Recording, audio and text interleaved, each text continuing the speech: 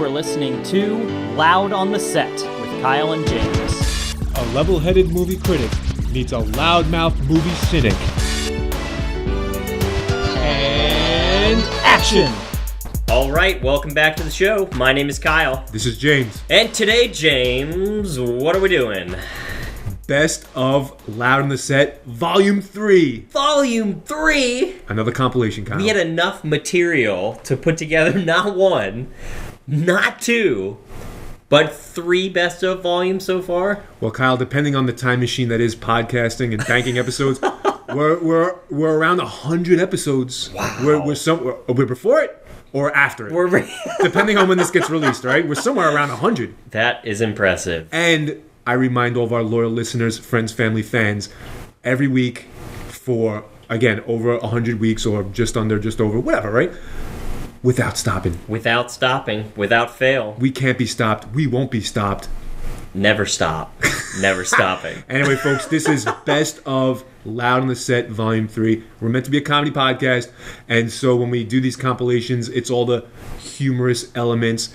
Maybe one day, Kyle, we'll bank all of your great analysis, all your great points. It wouldn't be as funny. It would just be like, wow, this guy's who the fuck wants to listen to that, though? So I generally skip over all the highbrow, really quality analyses of the movies, and I go straight for the jokes, Kyle. Straight for the jokes. Jokes. And here we go, straight to the jokes. Hope you enjoy Best of Loud on the Set, Volume 3. Here we go. 28 and a half hours of published Loud on the Set. So I've spent over a day of my life sitting here across from Mike with you. Yeah. You own a day and 4 hours of my life. One whole day. Motherfucker. Nah, it's been great. It's wild. One hell great. of a day. I'm going to piggyback. Can I piggy? Oh, piggy. There it is. And, Kyle's a little bit younger. You could probably tell, through getting to my voice still cracks on the podcast. All right. We're never thinking about saying any of this stuff, but it's after we say it, then it becomes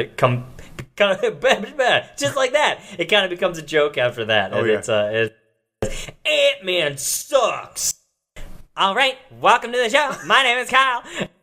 Piggy, nitpicking, the honey baby, interesting, garbage. Kyle, help me out here. Getting flustered. I can't. A lot of care. There was a lot of focus. Focus. This is a tool. Grades. Give it a grade, right? Give it a grade. Ravel. Our newest lexicon, Ravel, by the way. That's yes. just within the past couple of weeks. Ravel has been a good one. Cockamamie bullshit. Lists, goofy intros and outros, like Spotlight. Our skits, our funny voices during skits. Oh, it's so good. We haven't done enough skits. Here's one that we have not. Here's one that most people don't get a chance to hear, but it happens before and after, and sometimes during the episodes, and it sounds like this. While we clear our throats, getting ready to talk. That's a behind-the-scenes lexicon kind of. Oh, one of my favorites, the awkward shoehorn. Awkward shoehorn. Oh my god, huge fucking plot hole. The post-spoiler, spoiler alert, right? Yes. And fucking up actors' names. Yep. And then Kyle apologizing on my behalf. You're great. Yes. We love you. Yep. Look at that list of lexicons. That is great. Yeah. Like to call it. Got our snacks. We got our snacks snuggled. Smuggled them in. And one of the things that I see repeating over and over in my comments are the characters. Too many fucking characters, Kyle. Unbelievable. So many goddamn characters. And does every single one of them have to have some little fucking thing to fight for or a little conflict? I'll give you some examples. Here's some examples. I got my list. I got everything going. Hit me up. Let the healing begin, Kyle. Let it go. Here we go. Year 2, episode 1, baby. Or episode 53. All right. The black kid and the Liam. What the fuck's his name? Helmsworth? Yeah, whatever. Hemsworth. You're whatever. not great. We don't love you.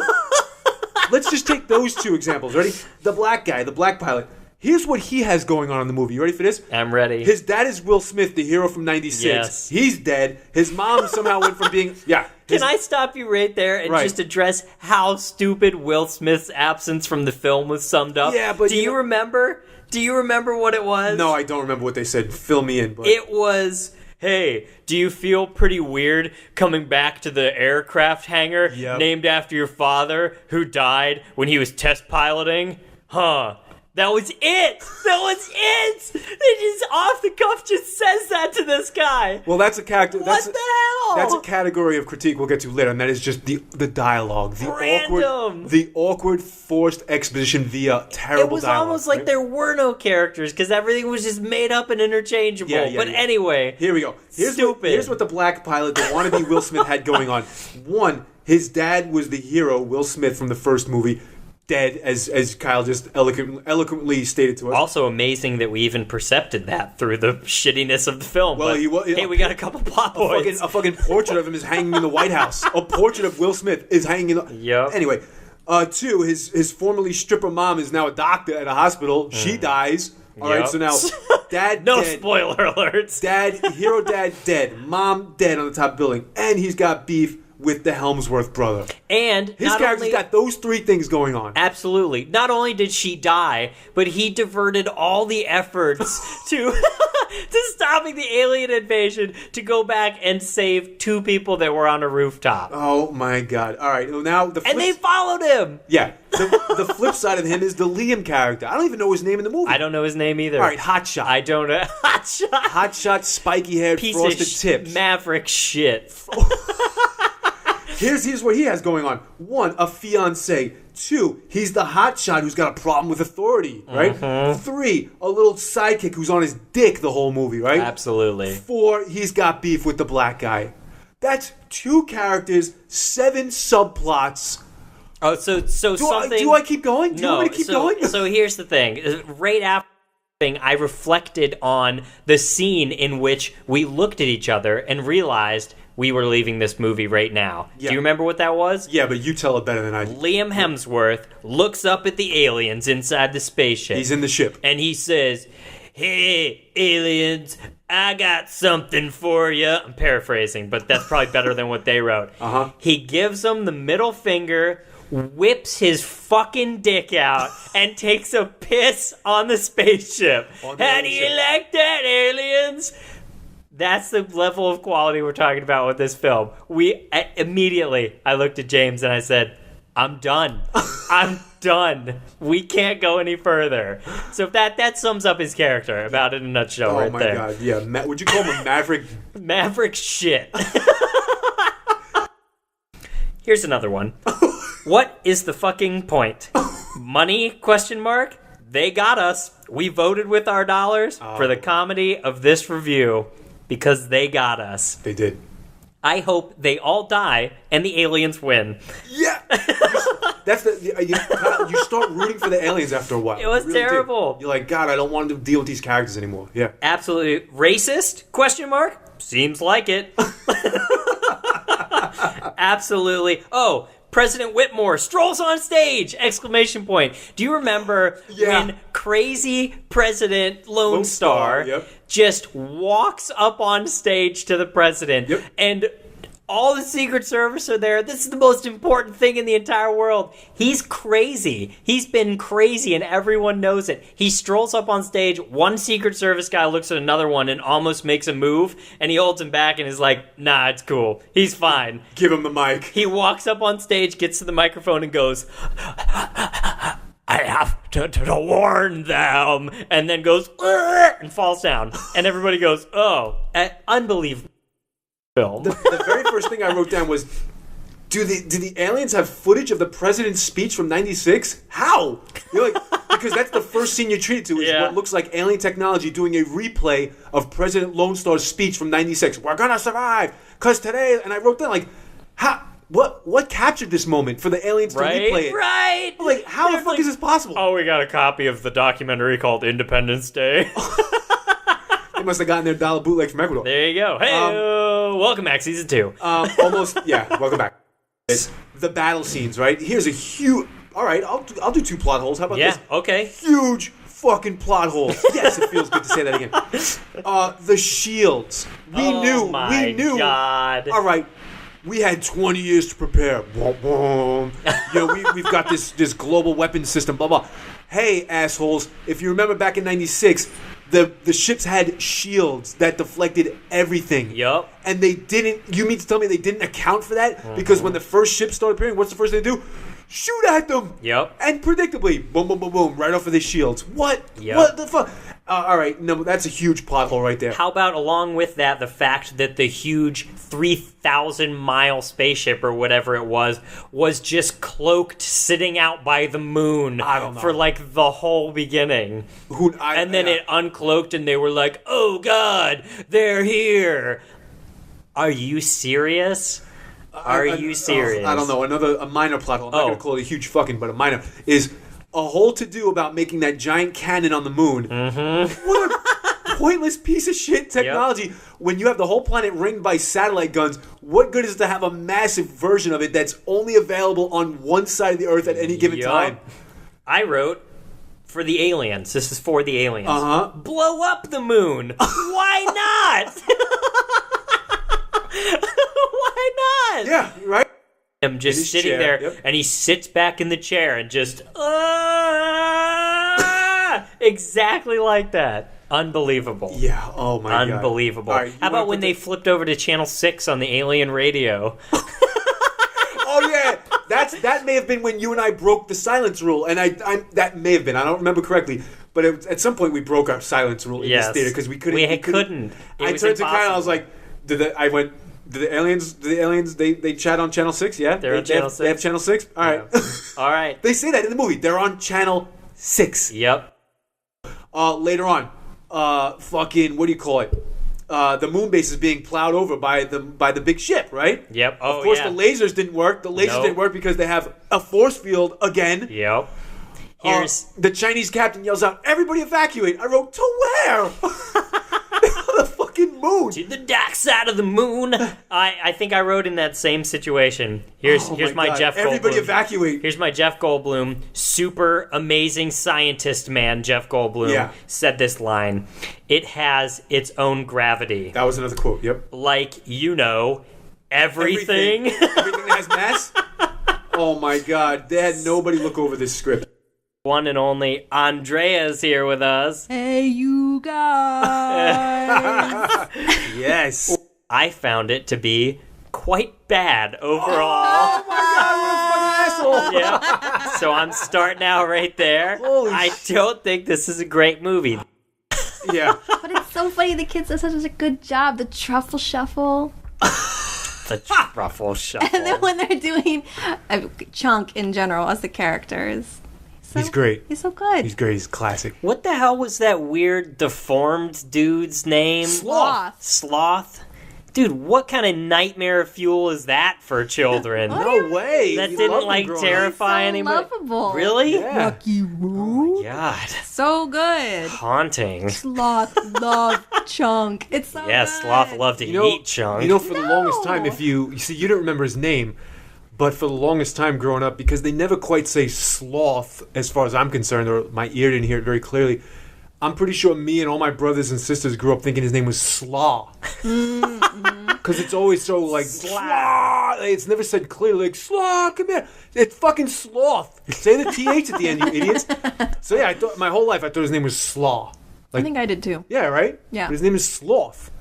Which makes no sense, because he ain't a sloth, he's cock diesel, man. He's built as all hell. Anyway. And I wanted to make this point at some point. Oh, God, anyway. I wanted to bring this up at some point in the podcast, and that is Super 8 by J.J. Abrams, which was clearly another one of his audition tapes to see how hard he could suck off Spielberg. And more recently, Stranger Things. Oh, yeah, that TV show. I haven't seen that, though. No, anyways, go ahead. But anyway, Super 8. You're saying that The Goonies, wouldn't be fit for an audience today based on some, sexual innuendo you've picked up that we clearly have no idea exists in the movie, or violence. Oh, you can never get away with this nowadays. But Super 8 by J.J. Abrams, which was his pathetic attempt at being a Goonies movie, was violent as all hell.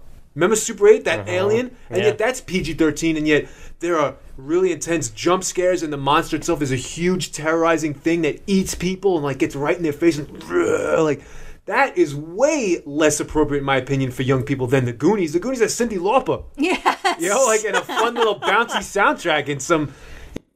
Even Andy's character, how she's treated, and then the jerk guy Troy. They were the Fratellis, They're Fratellis. Oh, You die, yeah, right. Yeah. With me. Well, then, Kyle, I have to ask, if The Goonies, which was made in 1985, clearly before you were 1985, damn. before you were born, Yeah. right? Right. All right. Then give us. Oh, I know what childhood movie of yours. Friggin' Toy Story. Yeah. So that's more. That's more. It's soft. Although I watched Toy Story again and I was like, Pixar slipped some like innuendos in there and things that they. Yeah, there's some sexual reference in there. Bo there Peep sure is are. no angel. Right. She's not. The plot hole of that I think other adventure movies suffer from. That is all this cockamamie bullshit to get to, let's say in this case, the pirate ship, where you had to have had the special key from his attic that fits onto a set of rocks, and you have to read the map a certain way and go to the house and climb down the attic and escape the bats and all this shit. But at certain points they passed like within feet or inches of a public toilet. So steps 1 through 10 could have been skipped if you just happened to like excavate under that bathroom one day, you know, or even the final, like finding the ship is right behind like a crack in a seawall, you know. So I don't know. I hate when an adventure movie where you have to piece together all these complicated bits and clues undermines itself like that. Like, because somebody like the Fratellis could have just, or Troy even could have been like, oh look, I hear them yelling to me at a wishing well in a fucking public park. You know, like, so if I dropped down at that point, I didn't need the treasure map. I didn't need the special skeleton. I didn't need anything. You know, like, I'm already in the world that they're in. It's right there. Yeah. You know? I have a point to make to that. I remember being a little kid and being like, that's undermining the... I remember thinking that, like... That's funny because I was just going to ask, is this something that's just designed to be absorbed by, like, children, where those types of things don't matter? Yeah. What do you think, Andrea? It's not that it doesn't matter. It's the fact that adults only have one-track minds. Like, if you think of a child's mentality of an adult, they go do their job, they spend things, they consume, they make things, and that's it. There's all these finer things or adventure things in life that they don't participate in because they're too busy doing the day-to-day. But as a child, you have the creativity to see these things that most adults don't see. And that's like the whole plot line behind any child adventure movie or show. I know, but at one point there's pipes. So somebody went down in there to install them. They would have seen, like, they would have seen, oh, look, this cave keeps going. Like, or they dug a well and people threw change into it. No, so, they didn't, because it wasn't until they messed up the pipes that the wall fell and revealed the next cavern. No, I'm saying you don't... Well, I'm just trying to explain the pipes. You put pipes in, right? Anyway, Did anybody check that wall? Oh, no, it's fine. We can just put the pipe here. It's okay. But someone who lived in a different time period. Cuckoo, gaga. It doesn't. You're just like, what? Who is your favorite character and why? Andrea.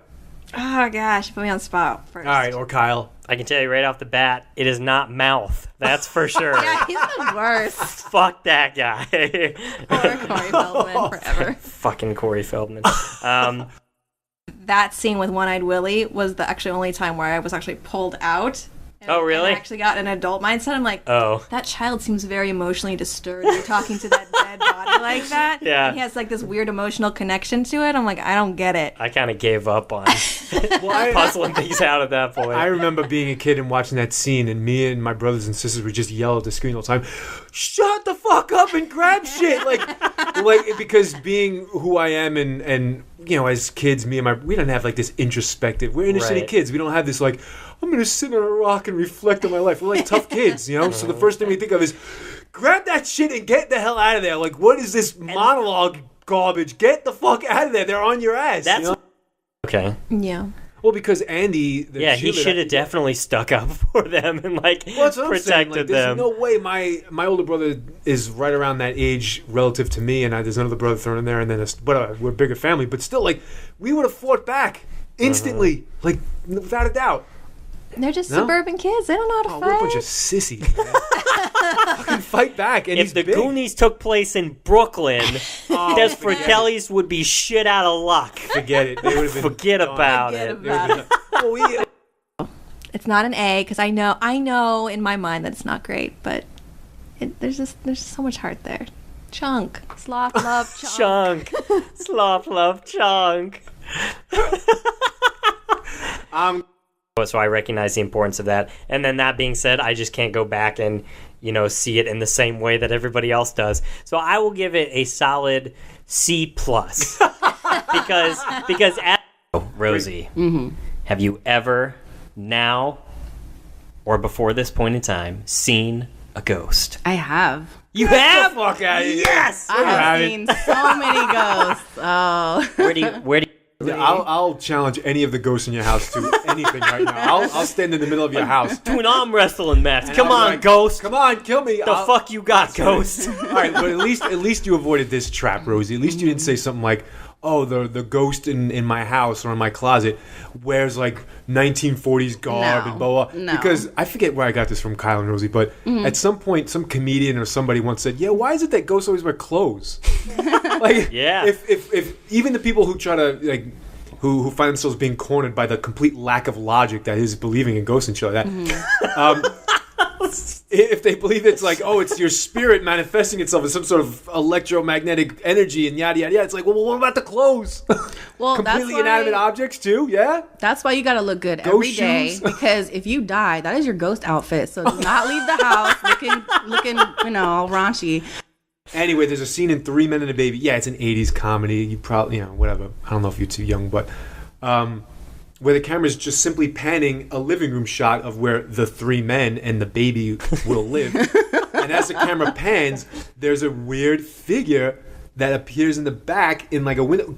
Look it up on Let's your go watch thing it. right now. All right, everybody go watch it right now. Pause right here. Come back. Let us know if you saw it. Anyway. Okay, we're back. Yeah, we're back. Yeah. Fuck, I fucked that up. Look it up later. There's a classic urban legend around movies that there's a ghost in 3 Men and a Baby. Oh, I just thought of another really good thing to talk It's about. the most on the interesting podcast. part of the fucking movie because the movie's garbage. No, I actually like it. I love in the movies exactly what you were talking about. When they don't know that they were dead, they find out that they were dead, and then I love watching how they handle that afterwards, because that can make or break the movie too, if that's, inappropriately dismoved. Oh, well, I guess we're all ghosts. Yeah. Well, If you have all these capabilities of communication, why do you do it in such and such format? With What Lies Beneath, the ghost, writes messages to the lady doing the investigation about the ghost on her bathroom mirror, okay, ghost, why didn't you just write your spoiler alert, your husband is the killer, he killed me, look for my body in such and such place, thank you. But in each of these movies, the ghost, even though the ghost is kind of innocent and benevolent, is trying to help their own cause, decides that they're going to take 80 or so minutes to scare the shit out of you before they go, I died young. Help me. It's like Twitter, you've only got 8 characters if you're a ghost to write on the mirror, so, you got to use them wisely. Why the hell would you torment the person that you're ultimately going to use as your vehicle to help you? Gothica, white noise, it's all the same. I would beg to say we don't understand it initially, right? I guess so. That's the prevailing kind of thing. That is definitely an overall theme. All right, Rosie, you're a ghost, right? You were killed. She is. You are. She's still You're levitating. fucking, Shut up here.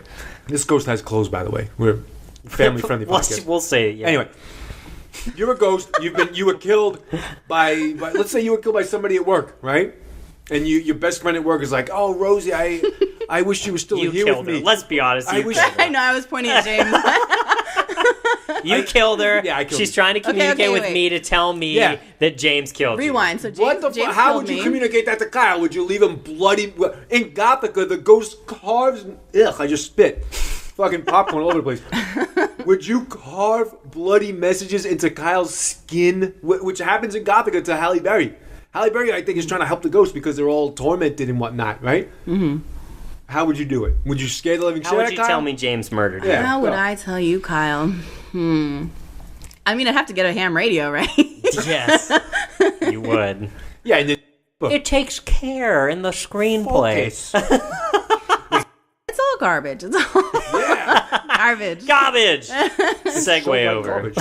Friendly little Crabs. ghost. Like And ghost Casper. boys. Why can't they all be Casper? I had a huge crush on Casper when I was younger.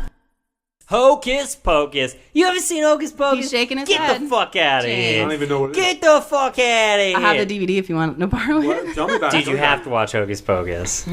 a high school setting. Gossip Girl, Pretty Little Liars, Laguna Beach, And which we didn't even talk about. Oh, God. I've never seen it. Can you believe that? You haven't seen The Nightmare Before Christmas? Get the fuck out of here. Nice accent. Hi, second-time listener, first-time podcaster today. Well, I really hate the ghost hunter people. I think they're assholes. Yeah, they're always trying to find hidden messages where there really aren't any. Kind of like heavy metal music turning into a Satan worshiper. they're looking for messages that don't exist because ghosts don't know how to even communicate effectively. Why would they carve things into people's bodies? Why wouldn't they just tap Morse code?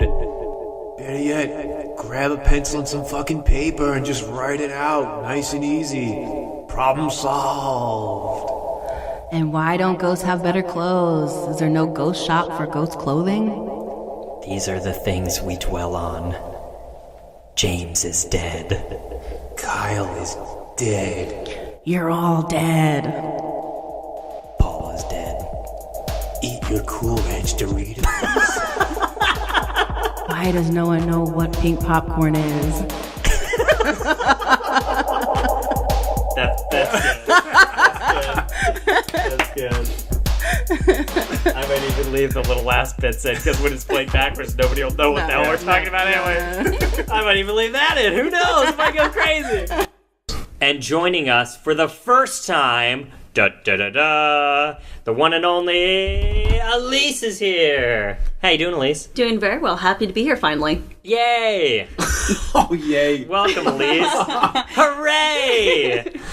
I can't imagine a world where it's as loud as somebody sloppily eating, and when I hear sloppily eating, I just think of people becoming more and more obese, which is disgusting. And people kissing is like young love manifesting itself. So it's much harder to hate on love than it is on, hot dogs. I can hate. Have all the three girls here slunk away from somebody before? Oh, yes. Many slunks. Many slunks have slanked. Wow. Slunked. I don't think I've slunk. You've never slunk? I don't know if Has there been a dodge? I Has there might been not have said yes a to bob the a movie. weave? Oh. A bobbin from a bob. So it was a pre-slink dodge. It would have been like, oh, you want to go to a movie? Let's invite all our other friends. Buffers. Wow. Buffers. You buffered. That's emotional intelligence right there. Kyle, you've been slunked? Oh, I've been slunked. Oh, man, I've been slunked in a club. You try to dance with a girl and she... Oh. I've definitely slunk away from that. Oh. I've been Like, that's my slunked, butt. but I could just say that in my slunk situation, I was very misled. So, moving on. Her loss. I'm taking no responsibility for this. Her loss. Her loss. Would you rather watch What Women Want, starring Mel Gibson and some fucking idiot? Mel Gibson, because he knows what women want. Right? Where he could read minds. Remember that piece of garbage? I do. Or 10 Ways to Lose a Guy with Matthew McConaughey. Oh, you just fucked up, I think. Elise, which one of those two pieces of garbage would you rather watch? I think you just fucked up. This is an emotional thing for me because if I have to watch Batman's parents die one more fucking time, if I have to watch those goddamn pearls drop, I will end someone if I have to watch that one more time. I'll go with the uncomfortable ex. Yeah? Yeah, because most of my exes, it was their fault, and I'd love to make them... I would love to make them as uncomfortable as possible. It's payback time. Elise? There are some exes I would not like to be trapped in a room with. So... Especially watching straight porn. That actually might have improved the relationship. I don't know, but... Sadness. Sadness. Utter and complete despair. 2 for despair. We'll take 2 for despair. Hey, at least not one, please. I'm going... I will, try new foods, but, You weren't that kid in school that I could load up a cupcake with all sorts of shit and just jam it in your face? Or, the people who would, take, a cup of yogurt and put, pencil shavings, all sorts of, I think there's a... What? I was like a that kid. Pica, right? that goes with no. might be the second time we've made fun of pica on the Sometimes I podcast. think I have pica. You eat That's a gravel and real shit? thing. It is a real thing. I'm like, I want to eat that chalk, and I'm like, what's wrong with me? I never do, but sometimes I think about it. You know, I have a lot of questions for Nick Cage. National Why? Treasure 2. Why? Wicker Man. Ghost Rider. The bees! Oh my god, Wicker Man. Oh my god, the bees! Okay, Alright, got I'm any gonna- more? I'm going to do one last one. How about Okay, that? one Because more. I sense it. Make it the worst ones. Here we got. go. Ready? We'll go... this Would way you again. rather? All right, any Adam Sandler movie of recent memory versus a fork in your eyeball. That's a perfect way to end it! Fork in the eyeball 2016! Well, first of all, we're going to the movie with Tom Cruise. We're seeing the movie with Tom Cruise. fantastic. And we did sit in the sticky seat. And Tom laughed with that laugh he's got. He did that laugh, you know? That one. So, we're talking Arrival, a new movie by, here we go again, Denis Villeneuve. It's French, Canadian, I don't know. James? Well, I will say that I thought this movie was... Yeah, it was all right. Side. And so, if it's someone who's going in expecting some crazy action-filled suspense drama, not that. Yeah. No. But if Don't you want, go. just Go to Independence Day Resurgence, the best Yeah. movie ever. or And don't. sneak in and don't pay. Okay, let's go. Spoiler alert. Moving forward. Watch Superman's girlfriend and Hawkeye go draw pictures on an Etch-a-Sketch. What? That's what happened in the movie. Wait, what? Hawkeye and Superman's girlfriend, Lois Lane. Oh, I totally missed that joke. You did. Oh my god, I'm Well, sorry. Rewind That's- it. You can that's listen messed to up. it again and laugh later. But the second thing you're expected to believe, or suspend your disbelief, I meant to say, is that she gains a new, essentially psychic power through scholarship. Yeah. And that's where I was like, oh, I don't think I like that. You know, I don't think I like that because it made me have flashbacks, not flash forwards, but it made me have flashbacks like Independence Day, that anybody that came in contact with the aliens is suddenly like, having President Lone Star style headaches and are capable of visions. You see what I'm saying? Yeah. And I got a little frustrated by that. Okay, so I Safe. I really liked that twist. Like, speaking of M. Night Hackleman. M. Night Hackleman. M. Night Hackleman. M. Night Frodelon. Point. They brought in the physicist guy, and they were like, work with her and solve all these problems. And he basically sat there the whole time going, "Derp," while she figured out everything linguistically. Towards the very end, they're standing in the field, and Jeremy Renner says, "You know, it wasn't the heptapods coming here that was the most important moment of my life. It was when I met you." That would have been the stupidest moment if the other stupidest moment hadn't happened. I actually, in the theater, as loud as I could, went, Yeah, that wasn't earned. It was Cliche. almost as poorly earned as Superman and Lois Lane's relationship in Man of Steel. It was Maybe it's almost just as her. poorly contrived as, I'm Joe Scientist, and I'm linguistics expert, and we're not from the same world, but we'll get along, and blah, blah, blah, blah, blah. but they had Bullshit like 40 seconds in the stereotype. back. Total waste of a talent. I kept getting distracted. I was following the path his eye was taking. And He's got blue eyes, did you not? One blue east, one blue west. You never heard that before? Anyway. But it's a closed loop where the heptapods knew exactly what they needed to do to dispel exactly enough information and no more than that. And so they all need to do exactly what's right. It seems like it's kind of a stretch, but that's the thing with time travel. Why wouldn't the That's what happens. heptapods just not let the assholes with the bombs get on the ship? Thank you. And with that, we're out of time. We gotta give it a grade. Kyle gets the last word. No, we're gonna... He did like the dun, Oh, dun, dun, man, that dun. was beautiful. Because I don't even give a shit about any of that stuff. So I'm just saying it to be funny. And today, James, what are we doing? Movie dates. You and I are going on a movie date? Oh. No.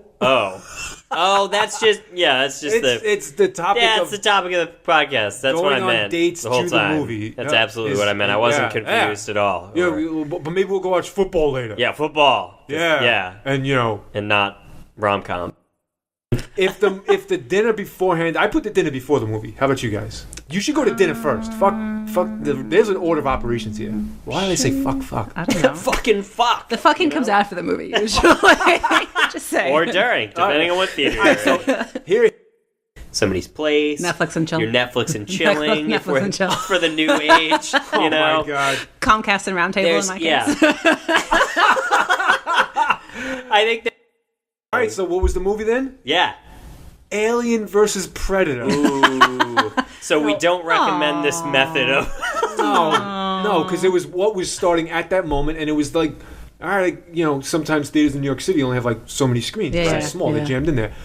Oh fuck! I guess we're seeing Alien. Like, I'm a grown man. What the hell? I don't want to see this shit. Like, that was a bad movie. Yeah, it was terrible. Adrian Brody. Yeah. Bottoming out. I couldn't believe it. Didn't he do The Pianist? Wasn't he once really good? Yeah, Adrian Brody. he Then won he an did King Oscar. Kong. Oh, The Pianist. Okay. Come on, Kyle. The Pianist. Get your mind out of the gutter. Pianist. Dude, If you feel better about I that. completely lost that in the accent. I was like, he did the penis. I was He like, I did didn't the think there was nudity in Alien versus I Predator. really thought I was going to be able to talk. I really thought I was going to be able to talk about Adrian Brody and get right past that without having to No, sorry. lowbrow it. Thanks, Kyle, for dragging us down. No. Thanks for ruining the Holocaust film. Oh, It is a Holocaust film. it is. I guess it starts. It was a Valentine's Day date. Oh, those can be Valentine's dangerous Day. too. Yeah, so we were planning to do dinner beforehand. We went to a very fancy restaurant, so we had a very fancy dinner. We got dressed up for the movie. He wore a suit, and I wore To the movies? Yeah, I wore a nice little dress. Jeez. And the reason why is because of the film we were seeing. We went and saw 50 Shades of Grey. That's awesome. We read the book together. So we were like, for that was like, because it came out on Valentine's Day. And so Of course. so we'd read the books together. What are we doing? Ghostbusters.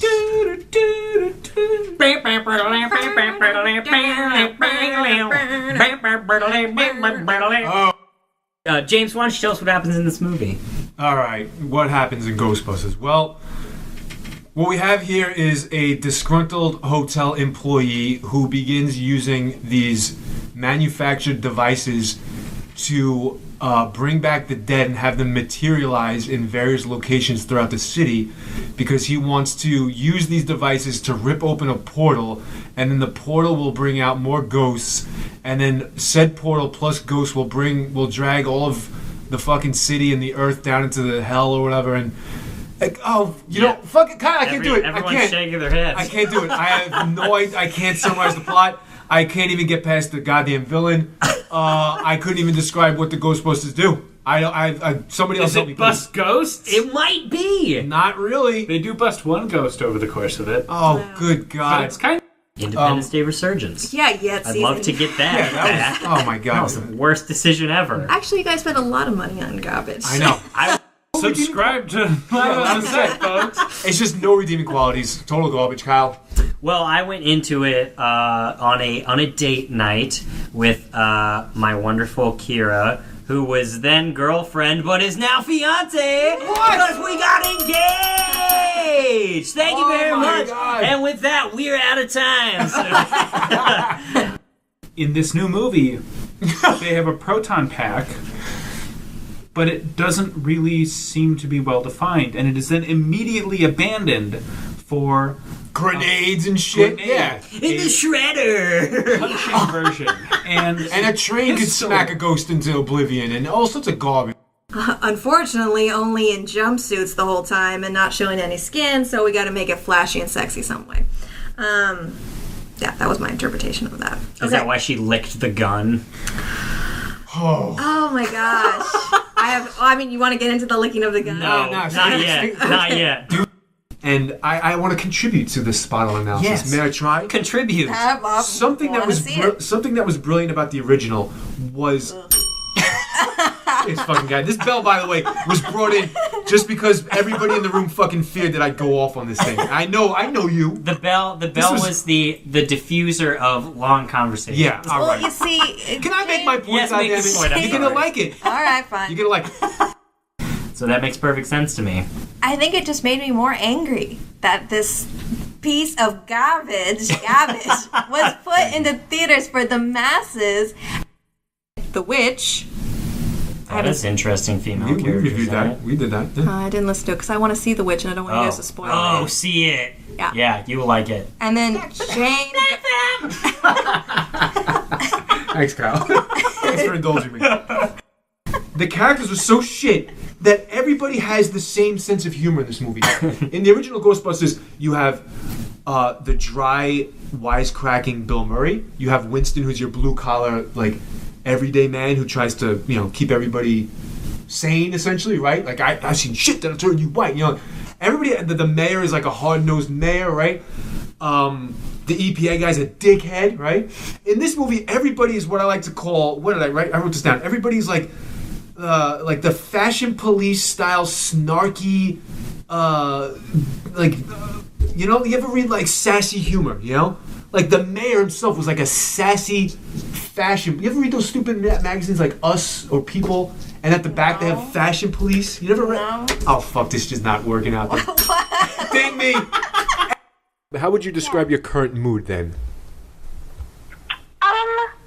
I'm very relaxed. This is one of my only days off in a long time where I don't have rehearsal, which is why I wanted to sit down and watch the movie. So I'm feeling relaxed. I have my cat with me, just feeling very content.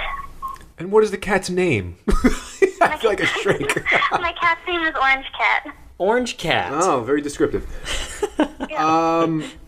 All right, Kyle, you're up. What other questions you got? Boy, I like this. I feel like a I like shrink. this too. This is fun. You're on our podcast couch. Welcome to the podcast couch. I am rehearsing for a play called A Klingon Christmas Carol, which is Oh God! Christmas Carol in Klingon. Wow! You Hey, James, what are we doing? WWKJD.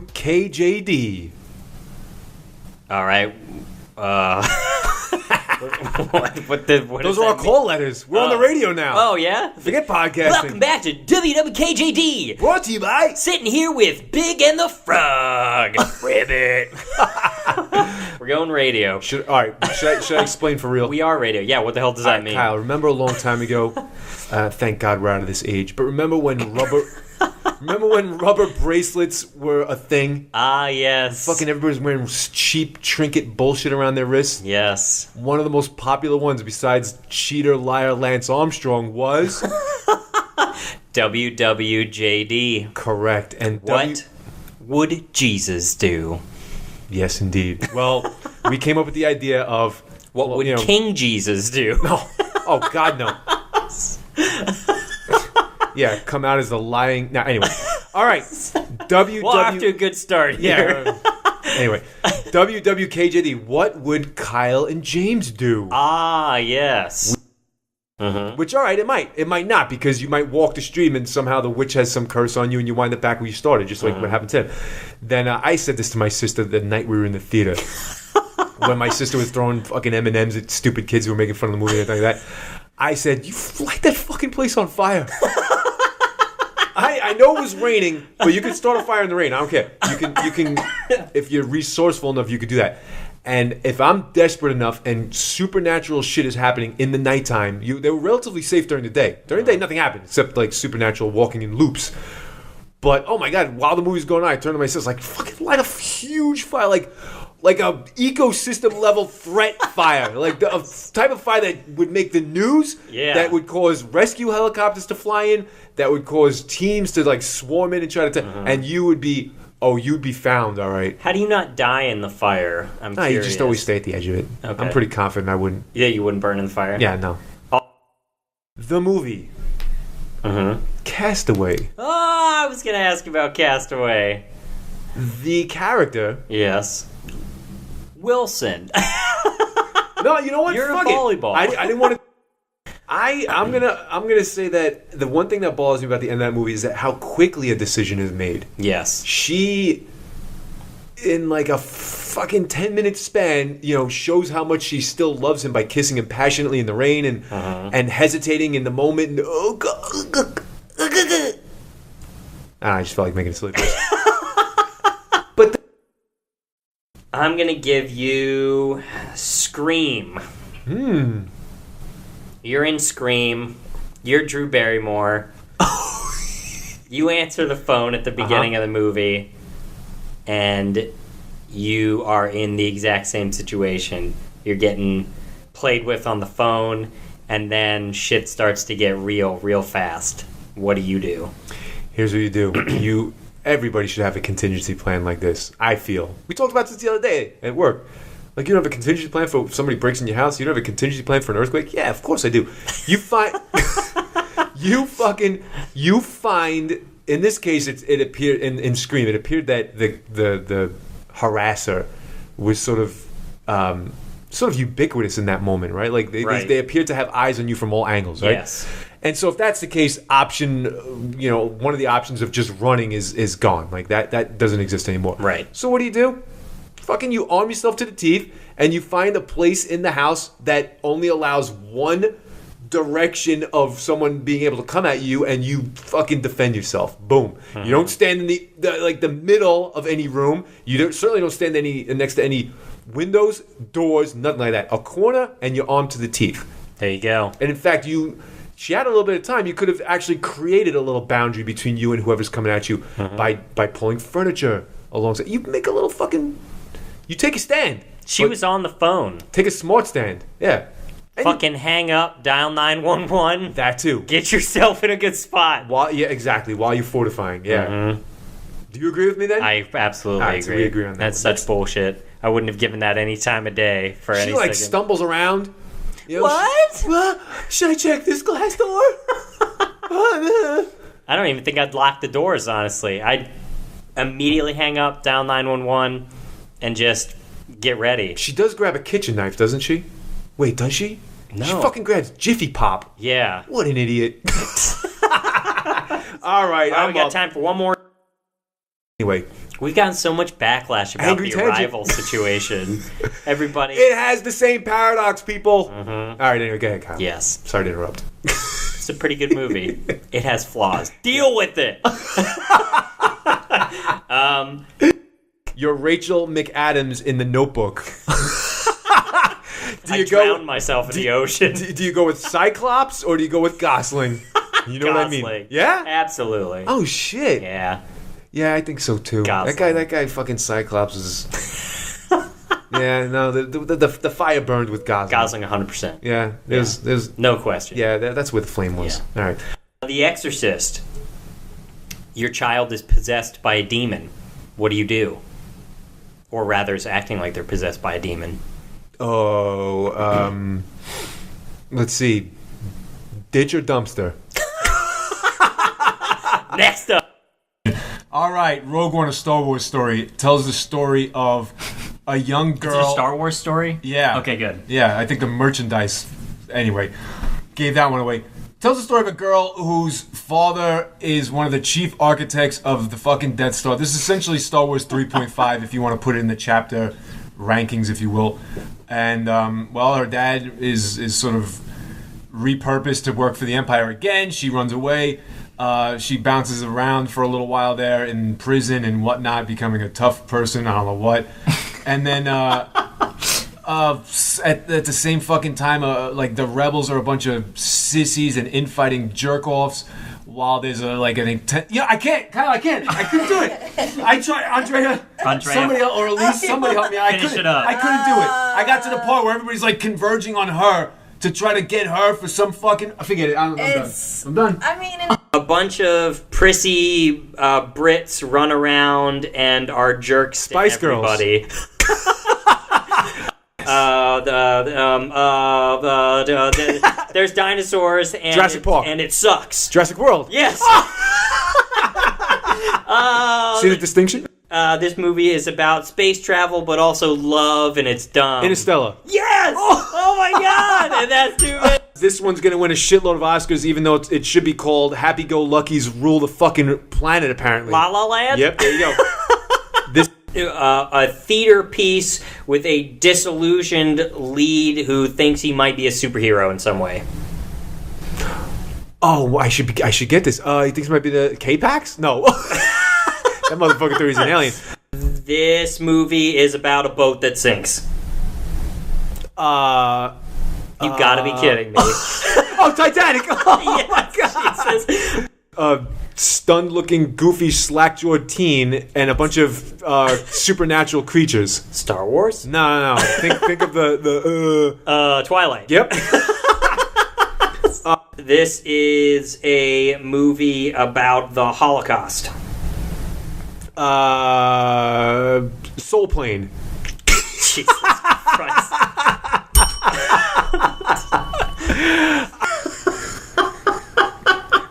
Yeah. So there you have it.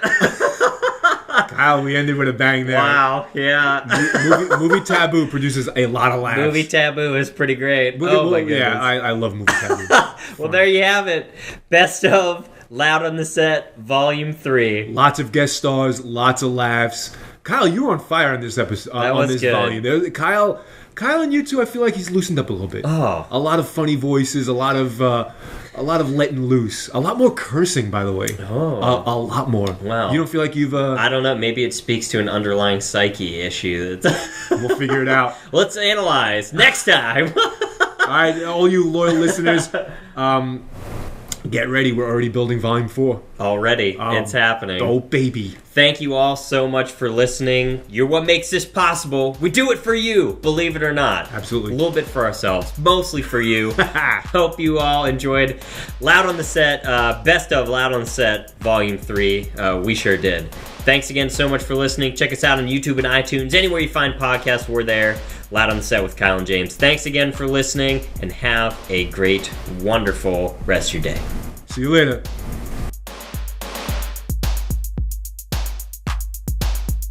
And cut.